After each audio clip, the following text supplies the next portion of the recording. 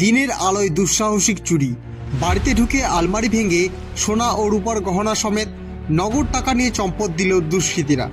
মঙ্গলবার ঘটনাটি ঘটেছে কোচবিহার জেলার মেখলিগঞ্জ ব্লকের জামালদহ গ্রাম পঞ্চায়েত এলাকায়।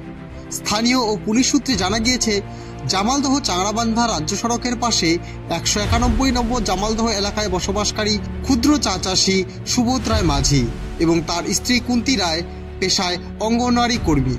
কুন্তি দেবী জানিয়েছেন, রোজকার মতো এদিনও স্বামীর বাইকে করে তিনি জামালদহের ডিউটিতে যান। সেই সময় বাড়িতে এক বয়স্কা মহিলা আত্মীয় ছিলেন। এই আত্মীয় প্রতিবেশীর বাড়িতে ঘুরতে যান, আর সেই ফাঁকেই এই চুরির ঘটনা ঘটে বলে অনুমান করা হচ্ছে সকাল 10টা থেকে 10:30টার মধ্যে এই ঘটনাটি ঘটেছে।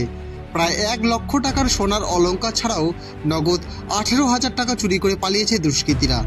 ঘটনার জেরে এলাকায় তুমুল চাঞ্চল্য ছড়িয়ে পড়েছে।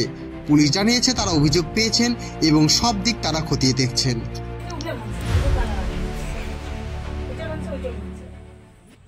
এই যে সকালবেলা আমি 9:30টার দিকে সেন্টারে যাব, একটু দেরি হয়ে গেছিলো তো ওর বাবাকে বললাম যে একটু দিয়ে আসো সেন্টারে।